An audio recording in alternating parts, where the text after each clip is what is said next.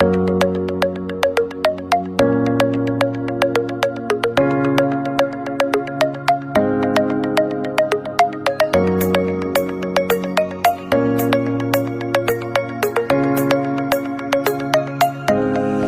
vengo a conversar con ustedes sobre, o a presentarles más bien, la segunda parte del documento que estamos trabajando, como lo vemos acá, y que nos decía antes la compañera, hacia una iglesia sinodal en salida a las periferias. Y quería recordarles, porque en esto tenemos que ir hacia atrás y hacia adelante para que podamos familiarizarnos bastante con el documento. Quería recordarles que el padre Alex nos dijo que este documento es una continuación de Aparecida. Es decir, este documento surgió a la luz de lo que sucedió en Aparecida, en la asamblea, como vemos acá, de América Latina y el Caribe. ¿De acuerdo? Entonces, tomemos en cuenta esto, en consideración.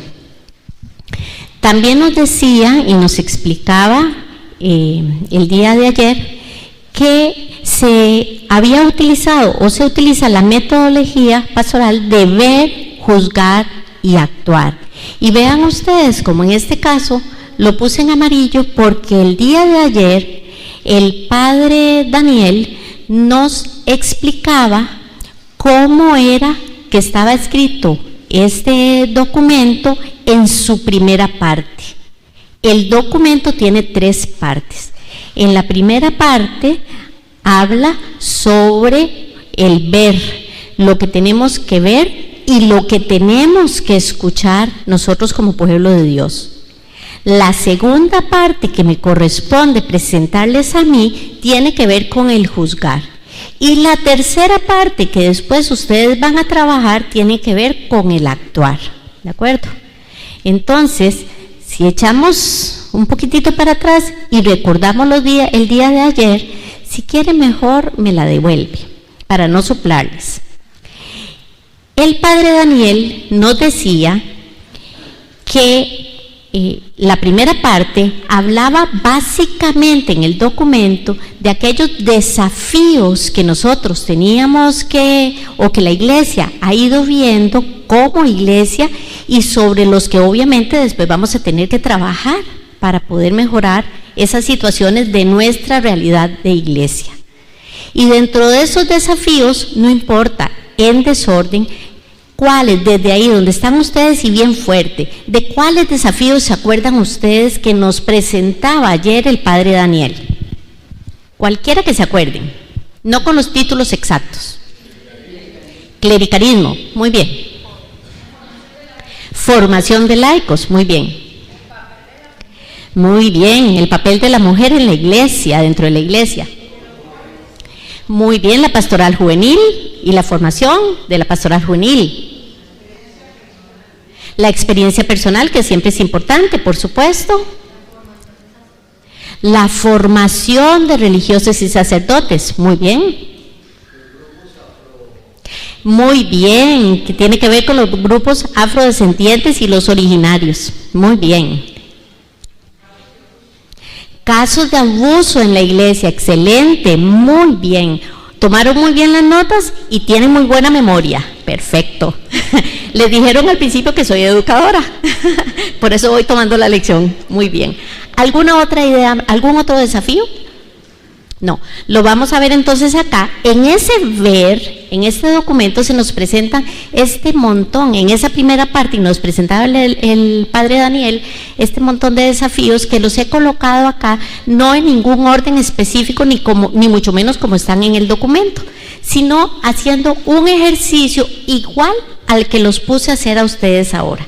De lo que yo también recordé y de lo que yo también tomé nota, pues entonces yo lo incluí acá. Incluso en esta primera parte, ayer nos decían que tenemos que tomar en cuenta todos estos desafíos, pero sabiendo que somos una iglesia encarnada y servicial, que sabiendo que somos discípulos misioneros, y que desde este documento la asamblea hizo una opción preferencial por los más pobres. ¿De acuerdo? Todo eso fue el día de ayer. Ahora les voy a dar unos minutitos nada más para recordar y para ya cerrar la primera parte y el recordatorio de esa primera parte de ayer. La realidad de América Latina y el Caribe, sabiendo que en esa primera parte tenemos que ver y oír esas realidades: clericalismo, formación de laicos, formación de pastoral juvenil o prioridad, el rol de la mujer en la iglesia. Vemos también todos los grupos originales y afrodescendientes y sus necesidades, los abusos en la iglesia y todo lo que tiene que ver con el encubrimiento también en la iglesia. ¿Qué hablamos acá? De realidades que se habló y que se presentan en esta primera parte del documento, ¿de acuerdo? Entonces, ahora sí, vamos a la segunda parte del documento. La segunda parte del documento que me corresponde presentar corresponde dentro de la metodología al juzgar. ¿Qué es esto del juzgar? Es como todo aquel marco doctrinal que me va a servir o que nos va a servir a nosotros como iglesia, obviamente, para entender y reconocer los desafíos del ver de la primera parte, pero que van a ser un fundamento para que después podamos actuar según nos presenta el documento en la tercera parte. ¿De acuerdo? Entonces, recordemos que esta segunda parte es fundamental porque está presentando esos elementos fundamentales y de ellos hemos sacado algunos elementos. La segunda parte, como les decía, el documento tiene 3, esta segunda se llama Una iglesia sinodal y misionera al servicio de la vida plena. Ese es el título que tiene esta segunda parte. La segunda parte, igual que las otras partes, sobre todo la primera, se divide en secciones. La segunda parte tiene sección 1 y sección 2. En la sección 1, el apartado 4 se titula La novedad de la primera asamblea eclesial. Y en el punto A dice legados de Aparecida y deudas de Aparecida. Ahora nosotros, con lo que nos explicaron ayer, podemos entender claramente la relación que tiene este documento con Aparecida y por qué entonces hablamos de legados y deudas de Aparecida, ¿verdad? Y en el numeral 166 dice claramente: valoramos el acontecimiento de Aparecida que ha modelado al pueblo de Dios peregrino, misionero y sinodal en nuestra región. Si bien en 2007 no se usó la palabra sinodalidad. ¿Qué quiere decir? Que vemos que aunque, y lo dice claramente acá, que no se utilizó la palabra sinodalidad, pero la realidad es que el concepto sí estuvo muy claro desde el inicio y lo hemos remarcado: pueblo de Dios peregrino, misionero y sinodal. Y luego dice que Aparecida dio relieve a la identidad discipular y misionera del bautizado. El discipulado surge del encuentro con el maestro y configura la vida de un modo plenamente humano y con sentido escatológico. Entonces vean ustedes que la base fundamental es el bautismo. Desde el bautismo nosotros somos misioneros, es lo que nos está diciendo. Somos discípulos. Y el discipulado surge del encuentro con Jesús. ¿Y quién es Jesús? El Maestro, ¿verdad? En la segunda sección de esta segunda parte se titula El desborde evangelizador del pueblo de Dios en clave sinodal. Aquí vean ustedes que es muy importante porque estamos diciendo que Jesús es buena noticia. Estamos hablando del desborde evangelizador, o el documento, perdón, habla del desborde evangelizador del pueblo de Dios, y que esa evangelización se va a hacer en clave sinodal. En el punto número 1 dice, el sueño de Dios, vean qué bonitas las palabras que utiliza, el sueño de Dios, la vida plena del Espíritu de Cristo. Y en el numeral 177 dice que estamos llamados a dar testimonio de la vida que recibimos como don de Dios en Cristo y a compartir gratuitamente el sueño de Dios con todos. ¿Y cuál es ese sueño de Dios con todos? Que llegue el mensaje absolutamente a todos, que nadie se quede sin escuchar el mensaje. Ese es el sueño de Dios. Entonces, en el punto A específicamente dice, Jesús, evangelio de Dios y evangelizador del reino de Dios. Evangelio, la buena noticia, como decíamos antes, ¿verdad? Y es el que anuncia el reino de Dios. Dice que la humanidad es fruto del desborde del corazón de Dios, de su deseo de participar la abundancia de su vida. Así entendemos los cristianos aquella frase bíblica, hagamos al ser humano a nuestra imagen y como semejanza nuestra. Vean ustedes que Dios nos ama profundamente y nos creó a imagen y semejanza de Él. En el 179 dice, puesto que su sueño tiene una esencial dimensión comunitaria, el Señor eligió un pueblo con el que compartió su plan. Es decir, desde el inicio, el Señor nos está proponiendo acá, el documento, el Señor nos dice, nos propone la importancia de la dimensión comunitaria, porque Él quiere lo mejor para la humanidad, lo mejor para todos nosotros. En el 181 expresa que los cristianos creemos y confesamos un acontecimiento, vean la palabra, inaudito. La palabra se hizo carne y puso su morada en nosotros. Eso es algo increíble, que nosotros, los cristianos, creemos profundamente.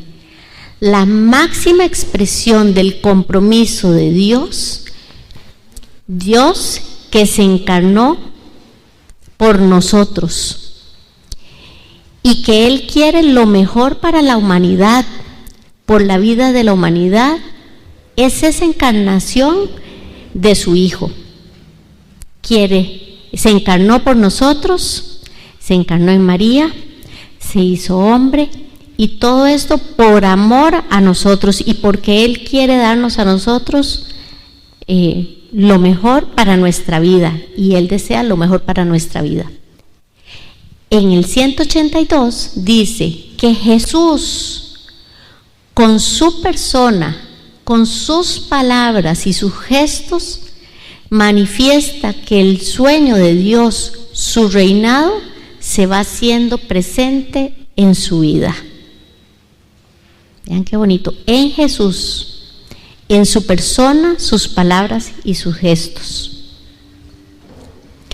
Entonces, de lo que hemos venido viendo antes, estamos viendo que Dios, tiene como un sentido yo pensaba en este auditorio, ¿verdad? Entonces traté de poner los dibujitos lo más grande posible, pero veo que esa letra y ese color no se ve, ni yo misma lo veo. Pero bueno, no importa. Dios, en el primero pensemos, ¿verdad? En todo lo que hemos estado viendo, nos creó, se encarnó en nosotros, ¿verdad? Luego nos llamó, y eso es muy importante, nos hizo un llamado personal. nos llamó a cada uno de nosotros, pero después también nos llamó en comunidad. Recuerden que el documento, en alguno de los numerales de los que presenté atrás, habla de la importancia que le está dando el Señor a la comunidad, ¿verdad?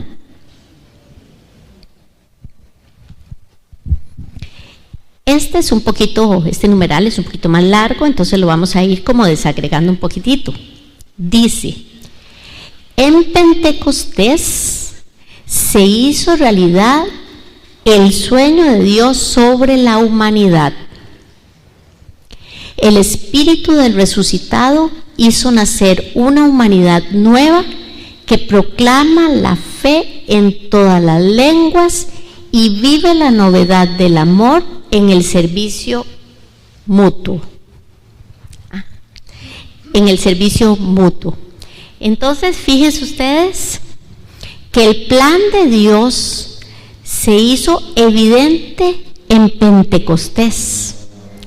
Y sabemos que a partir de acá se proclama la fe en todas las lenguas. Es lo que dice el documento en esta primera parte. Y luego dice: es la comunidad que se reúne asiduamente. Vean ustedes las características. Es la comunidad que se reúne asiduamente, escucha la enseñanza apostólica, a ver a qué les suena, participa en la vida común, frecuenta la fracción del pan y las oraciones, comparte los bienes, come con alegría y sencillez, alaba a Dios y es querida por todo el pueblo. ¿A qué les suena esto? Primeras comunidades o a la iglesia primitiva, exactamente. La iglesia primitiva es fruto de Pentecostés que los lleva a vivir la comunidad. Muy bien. Y luego termina diciendo el documento, si nos devolvemos por favor: la iglesia que nace de la Pascua es signo e instrumento del reinado de Dios que se extiende por su gracia en el curso de la historia, a lo largo de toda la historia. Ahora sí. En el punto B habla sobre el espíritu vivificador de Jesús, que es fuente de amor, y la misión. Cuando hablamos de espíritu vivificador, estamos hablando del Espíritu Santo.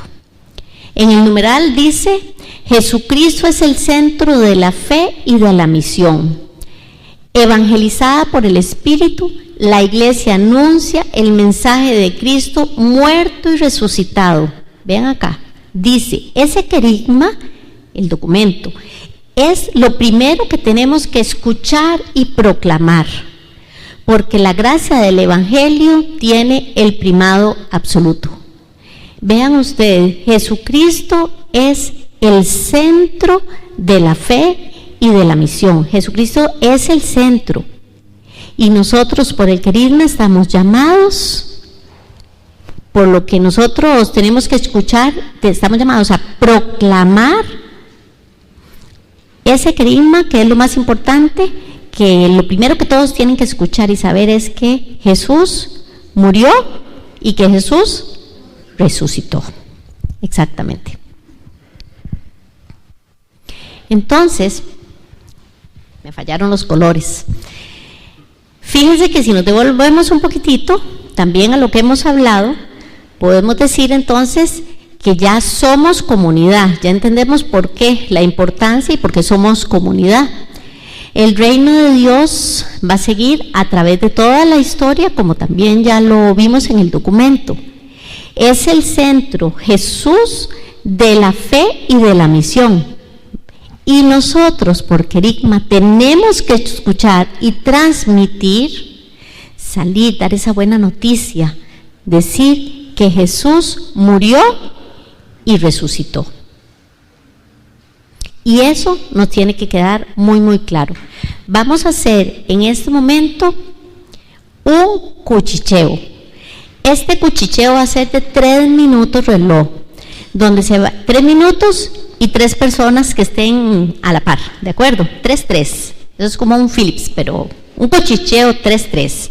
3 minutos. Y vamos a hablar sobre la importancia de lo que hasta aquí hemos escuchado, que nos expone esta segunda parte del documento y lo que más les ha impactado. Entre ustedes, informal.